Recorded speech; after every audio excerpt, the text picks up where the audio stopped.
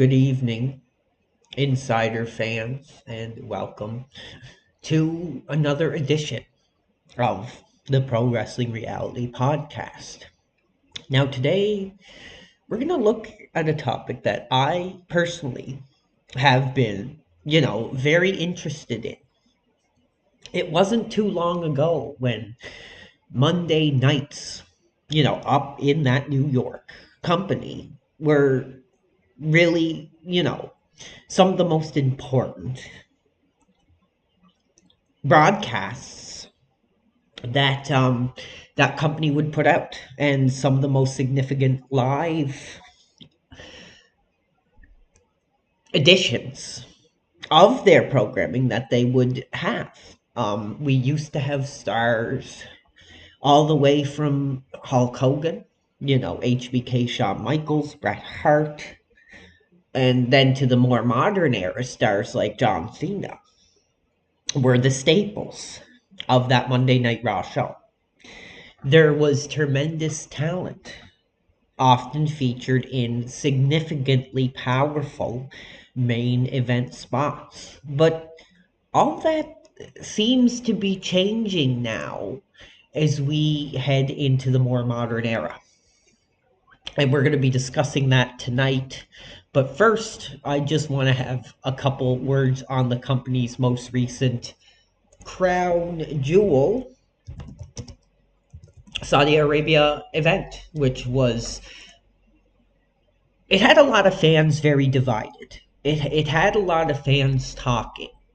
And I want to give some thoughts on some of the highlight, at least what I felt were some of the highlight matches of that event, because there's a lot to really say, but myself, I found that it was a rare instance where New York just, with its event, didn't really have anything to say to an audience that we already didn't know.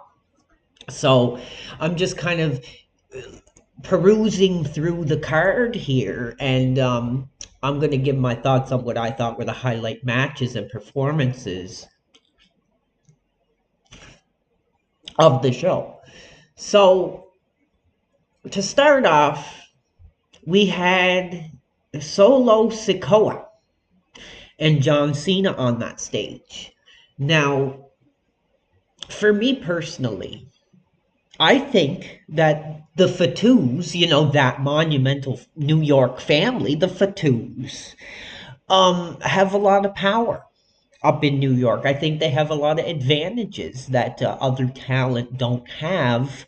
And it was surprising to see, major $1 million box office entertainment star John Cena share that stage with another Fatu boy, this time Solo Sikoa.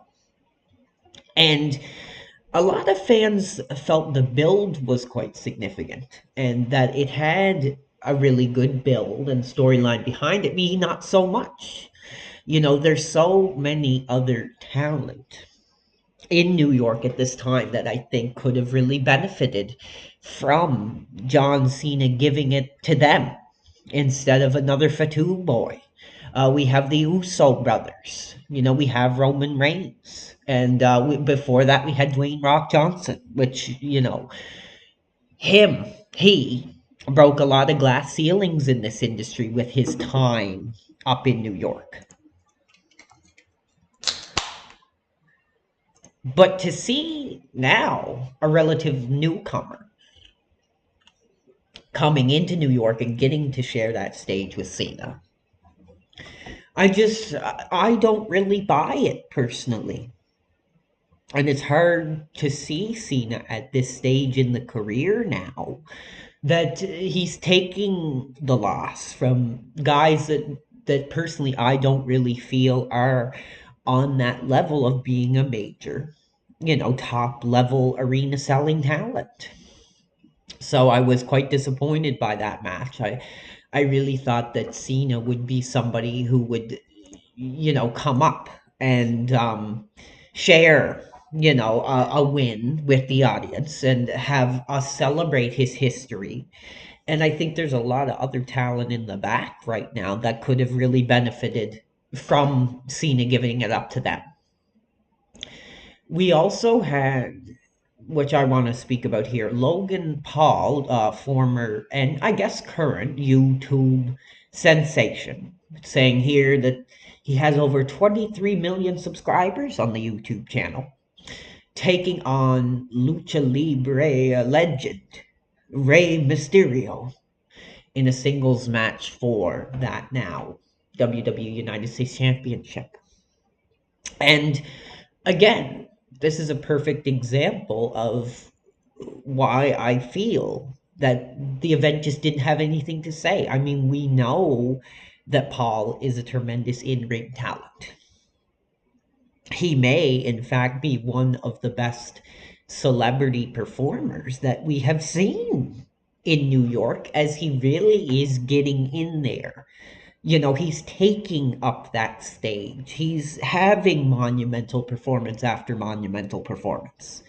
And with a talent like Ray, I think it really was a great opportunity for him to show that talent, that high flying, risk taking style that he does, and to have it take place on quite a monumental stage and with a quite monumental performer as well in Rey Mysterio. But although the work rate again was good, it didn't really build to anything. It didn't really tell us anything. It doesn't show where we're going next. Um, I think the only takeaway from it was that it's pretty clear that Paul is going to be around. And I think on social media he even made the comments that, hey, I'm a champion in New York now. I should be showing up more. And in my opinion, I would like to see Paul, have more of a prominent spot in New York. I'd like to see him doing the week to week performance because he really is an undeniable talent. Ray, on the other hand, is at the end of his career. And as I was mentioning with Cena, I think Paul really is a guy that could benefit from, getting the 1, 2, 3 over an already established name. And I think he did a great job on the card. We also had, again, a Cody Rhodes performance. He is a guy, and I've said this to other insiders, and they agree with me. I really feel that Rhodes is a talent who I can't really ever see him being that main event month to month level talent. The same way somebody like a Brock Lesnar or someone like even a Roman Reigns or a John Cena is. But he could very well be the guy who's going face to face with that future main event talent, whoever that may end up being. And I don't really buy him as this must watch month to month pay per view performer. As we see here, he's floundering sort of in the mid card with Damian Priest from that Judgment Day stable. No title on the line, not really much of a build. He's just kind of thrown out there. But I really feel the best thing about Rhodes now, and a lot of people disagree with me on this, he will be the star who helps create the next generation talent. But I don't think he will ever really be that major billboard name that I think a lot of fans see him as. And of course, we also had the main event, Roman Reigns taking on the LA Knight, who we're going to speak about later on the program. And again, what did it really have to say? I think the work rate was great in that match. LA Knight taking up that stage in a main event spot was quite significant for this stage of the career. But I thought the match itself was subpar. It didn't really tell me anything I didn't already know. I already know that LA Knight is getting the reactions.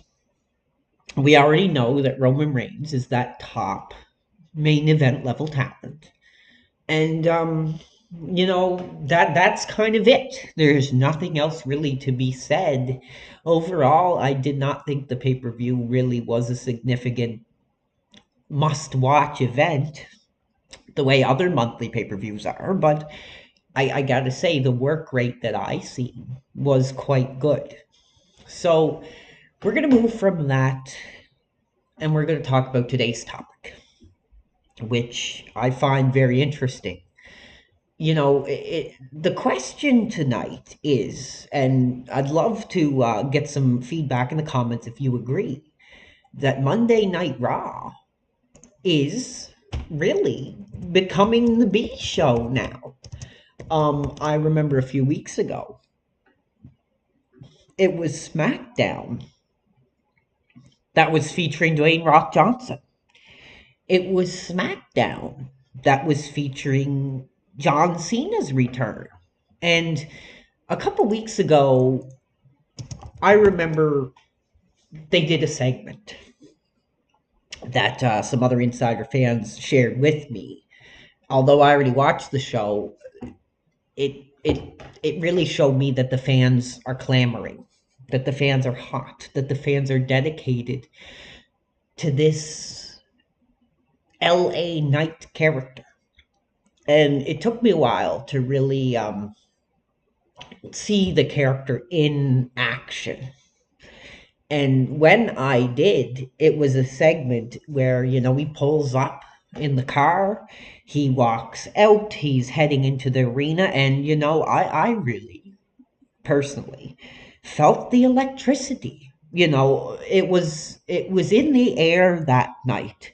Cena had the return, and we were seeing this new talent now, the LA Knight, walking into the arena, really finally coming into his character, and for just a brief, slight moment, I really did feel personally, and other insiders agree with me, that I was, for just that brief, slight moment, seeing Austin, walking into the arena at the peak of 97 when he really just started to hit the peak of his character.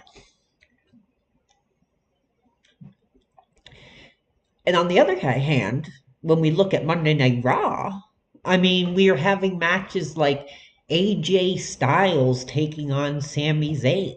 We're having matches like, Dominic Mysterio taking on one of the Uso brothers. I mean, where was Dwayne Johnson? Where was John Cena? And the answer was nowhere to be found. It just goes to show that I think when you break down each of the programs, you take SmackDown, you take Raw, you take NXT, they all fall onto their own separate character, their own category. And I think when you take Monday Night Raw, I think it's solely based on entertainment. You take SmackDown, and it seems to be now more focused on those major names, past and present, and potentially future. And when you look at something like NXT, it's work rate. And the more I watch Monday Night Raw, the more disappointed that I become. And I'm always looking forward to the big names on the SmackDown New York program in comparison. It's just clear to me that compared to the past generations, that Monday Night Raw is just not that Saturday Night Live alternative that it once was. I mean, back in the days, we had major main events, major storylines taking place. But now, it just seems a resting ground for a lot of B-level talent, a lot of guys that never really have done much in this industry. I'm just pulling up the roster right now as of November 6th. And I'm looking at names like Akira Toawa. I'm looking at names like Brutus Creed, who I've never personally heard of before. Um, Chad Gable. And of course, Cody Rhodes, who I guess you could argue, I mean, he is a monumental name, even though I may not feel that way. He's selling the merchandise. He's having those significant events on pay-per-view. Dominic Mysterio, the son of Lucha Libre legend Rey. Funaki, who I never even was aware was still involved with the company. I'm just looking at these names and I'm not seeing anyone who really can pull the needle forward here. And it's quite disappointing to see. But on SmackDown, on the other hand, I mean, look at the names that they have. The LA Knight, Rey Mysterio, John Cena, Kevin Owens, Luke Gallows, Logan Paul.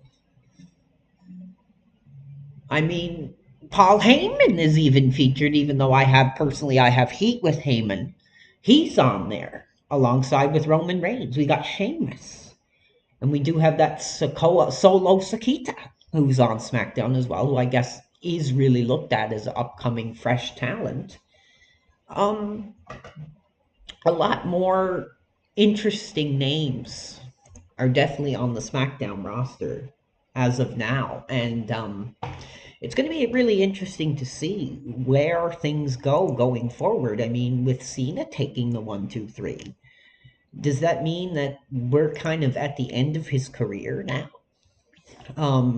Because I really think he still could have a big program. I look back to some of the work that Cena did with Mizan on that stage, where I felt Cena was almost kind of in that heel role, where he was pointing out that he was successful in Hollywood and Mizanin wasn't, that Mizanin may be able to host a Dancing with the Stars, but he's not featured in major box office television or film projects. And I think that had Mizanin really hot because I think, as I mentioned in one of my investigations prior, I just think Mizanin is a guy. He's a WWE guy. He's a New York guy. You know, he can be on the game show. He can be on the reality series. But he can never really quite break that glass ceiling the way that talent like Dwayne "The Rock" Johnson was able to. Even John Cena. So I think there's a lot of heat there when a part-time legend returns to the ring for Mizanin. And I think he's quite hot about that. I mean, this is a guy who came from having a legend like Chris Benoit kicking him out of the locker room to where he is now, where he is almost like the modern day legend. You know, I would assume that a lot of the younger generation now are walking up to Mizanin and asking, you know, for advice or, you know, just to get some insight on their stage work. And it's quite interesting. So, in a way, I think the generation has really shifted over, where SmackDown really is the show to be watching. And Raw, Monday Night Raw, really is struggling right now. I mean, I added some photos on the side scroll there showing the attendance, and the attendance for those Monday Night Raw events are really floundering. They're just not selling out the major arenas that they once did at the peak of 97, 98, 99, 2000, all the way possibly to maybe early '05. I mean, they are really struggling to fill those seats. And it's because the energy and the passion and the big names are all featured on which once was considered the B show. And even myself as a fan, I find myself much more looking forward to those weekly SmackDown events than anything that's often presented to me on Monday Night Raw. I mean, the cards on Monday Night Raw are just so dated now. And SmackDown is definitely where the energy is, it's where the excitement is, it's where we're seeing legends at their absolute peaks. And I think it's a generation shift now. I think the generation is shifting over, where we're going to see a lot of legends ending their careers on SmackDown. I mean, even recently, Mark Calloway, The Undertaker, took up that NXT stage. And, we got a little peek of what it could be like seeing a match with Mark at this stage in his career. And I thought that was just unbelievable. And it was exciting. And it was a glimpse back into the past of Mark at the peak of his career, getting in there with the young guys and doing his thing. And I thought that was very exciting. Why wasn't it on the Monday Night Raw? Because for Mark, I'm sure when he sees work rate on that stage, and you see a picture now of what the arenas once were, he feels that that's where the energy is for him. NXT with the young guys who are doing monumental performance after monumental performance. But I'm going to leave the question to you, the audience. Is Monday Night Raw becoming the B show? Or is it still that must watch weekly program that it once was? And I want to thank everyone